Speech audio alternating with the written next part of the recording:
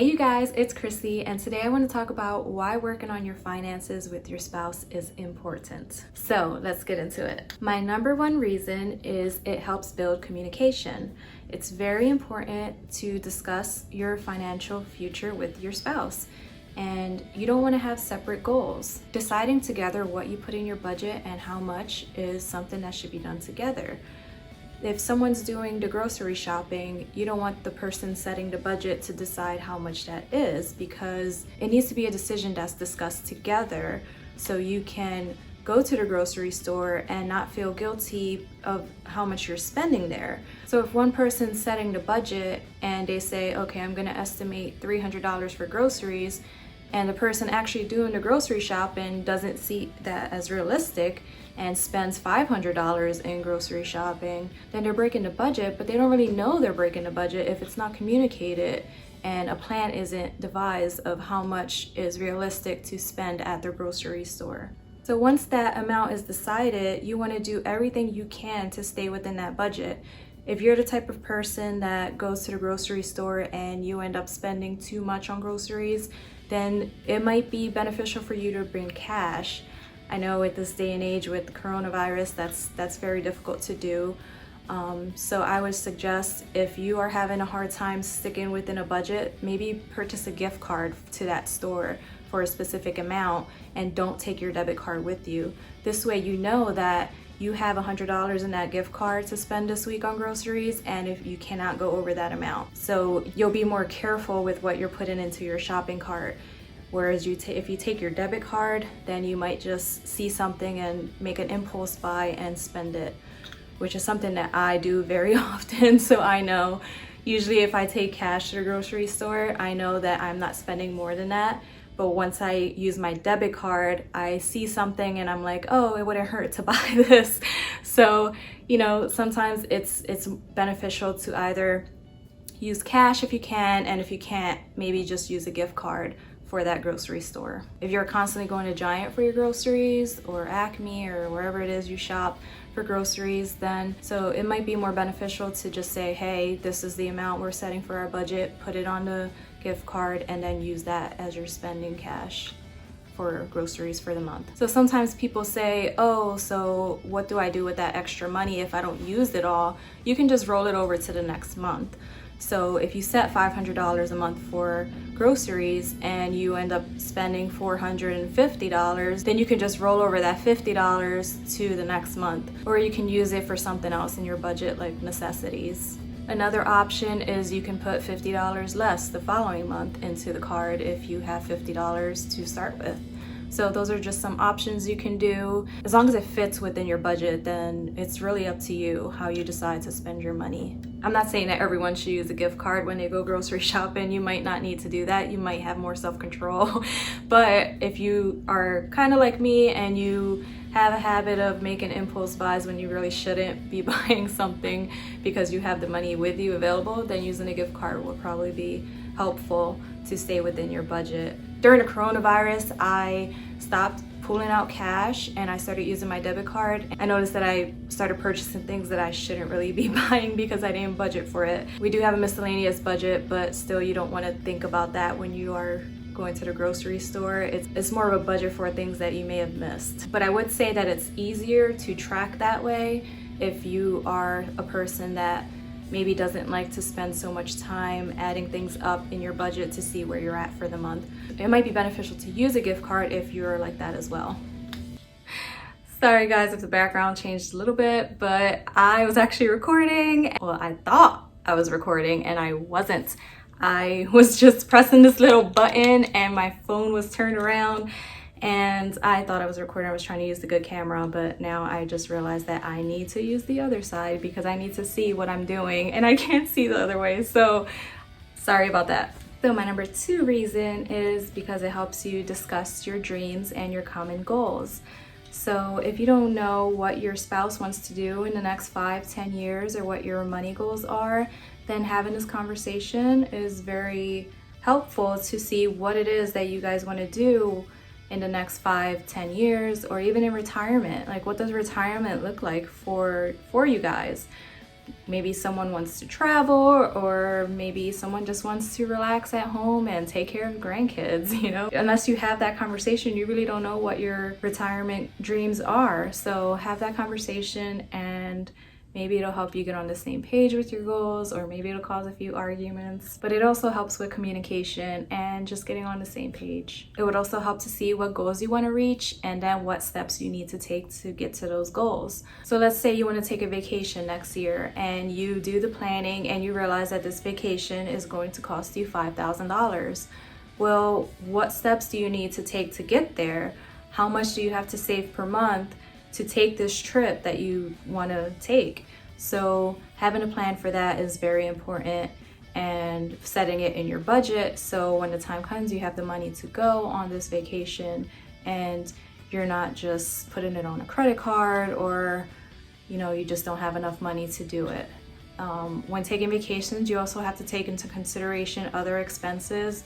For us personally, we have to board our dog Yoshi, so we have to factor that in as well when we're planning for vacations. We have to factor in his hotel stay at the country club that he stays at. So yes, we have to plan for that as well. But also there's other expenses such as eating expenses that you also have to plan for when planning a vacation. So talk about what are you planning to do on this vacation. If it's an all-inclusive, then you don't have to worry about it. But if it's not, how are you planning to eat? Are you planning on eating out all day, or are you planning on bringing your own food for certain meals? So plan accordingly and just make sure that you are also factoring in that cost when making plans for a vacation. I know for me as well, I like to have a few new outfits when I go on vacation. So that's another expense that I suggest factoring in, is just a few new outfits or a bathing suit or something like that. So that's another thing that you might want to factor in if you are like me and like to have at least, 2 new outfits to go out on. But when discussing these dreams, you also want to see what motivates your spouse to do better with their finances. Is it, saving to go on a vacation, or is it helping out a charitable organization, or is it splurging on your children or your grandchildren?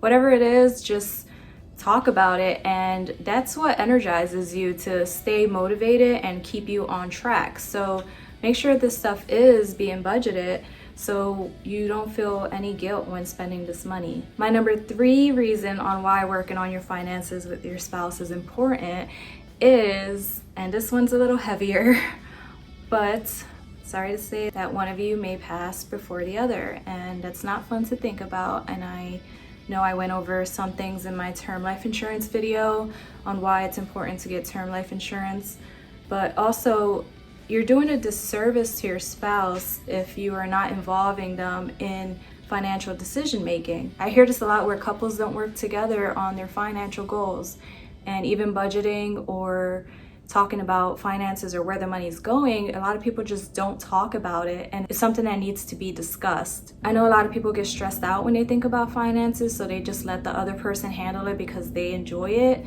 But if you're not communicating about what the budget is, and if you're not involved in that decision, then you might start to feel like you're a child given an allowance to spend. You want to set that budget together so you know that it's a decision you made together and that you're working towards a common goal. And then there's the other side where someone just says, oh, I don't want them to worry about the finances. And that's not helpful either to them, because let's say you're the one to go first, then they're stuck mourning and also trying to figure out how to pay these bills, or what bills to pay, and what do they need to do, where their 401k plans are, where their retirement plans are. Like, it would be so much to figure out. So having it all laid out and just knowing where to go or knowing what to do if that ever happened, unfortunately, is very important to discuss. So having this planned out, having this lined out on paper or electronically, however it is you decide to budget your finances, is something that both people should have access to,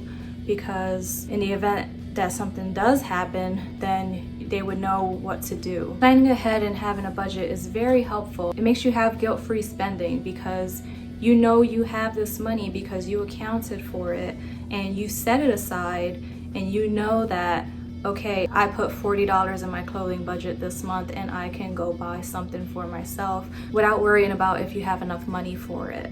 My number 4 reason is it teaches you how to work together.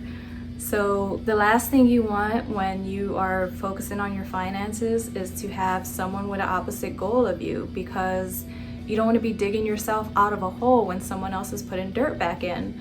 So if you are just constantly, filling in that hole by paying your finances, paying off your credit cards and paying everything down, but the other person at the bottom keeps charging things, digging you back in, then you're never gonna get anywhere. So you have to be on a common ground, and you have to learn how to work together to get out of that hole. So it's very important that you have the same goal with each other. So you're working together to get out of that hole, and you're both putting dirt in instead of one putting dirt in and one taking dirt out. And my 5th reason is it builds financial confidence together. So you can both know that you are making better decisions with your money. And discussing these goals and budgeting together, it helps both of you make better decisions, because you're not just making them inside your head, and you're keeping an open mind, and you are listening to the other person and what their input is on the budget. So when one person goes and spends money, they aren't feeling guilty for doing it, because you know that you planned for this.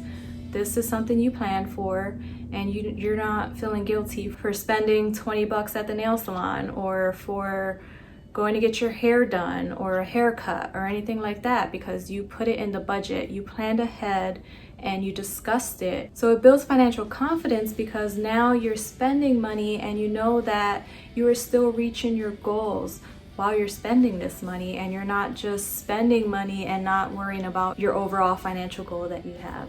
So if you haven't already, please plan on having a budget meeting with your spouse and talk about what your goals are, and see where you plan to be in the next 5, 10, 15 years, and even in retirement, where you plan to be. So I hope that it doesn't cause too much arguing. It might cause some arguing. It may take some time for you to both be on the same page, but talking this out will help your communication skills, and it would just help with your overall communication in general. I really hope this video helped you. If you have any more reasons of why working together is important, please list them in the comments below, and I wish you the best. See ya.